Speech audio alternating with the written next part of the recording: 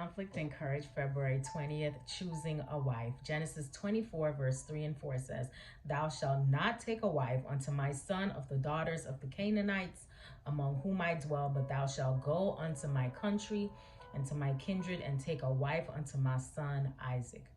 Abraham's habitual faith in God and submission to his will were reflected in the character of Isaac. But the young man's affections were strong, and he was gentle and yielding in disposition. If united with one who did not fear God, he would be in danger of sacrificing principle for the sake of harmony. In the mind of Abraham, the choice of a wife for his son was a matter of grave importance. He was anxious to have him marry one who would not lead him from God.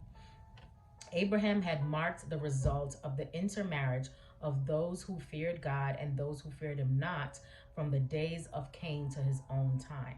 The consequences of his own marriage with Hagar and of the marriage connections of Ishmael and Lot were before him. The lack of faith on the part of Abraham and Sarah had resulted in the birth of Ishmael, the mingling of the righteous seed with the ungodly. The father's influence upon his son was counteracted by that of the mother's idolatrous kindred and by Ishmael's connection with heathen wives.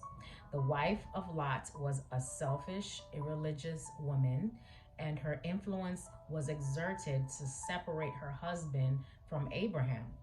But for her, Lot would not have remained in Sodom, deprived of the counsel of the wise, God-fearing patriarch. No one who fears God can without danger connect himself with one who fears him not. Can two walk together except they be agreed? The happiness and prosperity of the marriage relation depends upon the unity of the parties. But between the believer and the unbeliever, there is a radical difference of tastes, inclinations, and purposes. They are serving two masters, between whom there can be no concord. However pure and correct one's principles may be, the influence of an unbelieving companion will have a tendency to lead away from God. The Lord's direction is, "Be ye not unequally yoked together with unbelievers." I hope you have a great day today. Live courageously.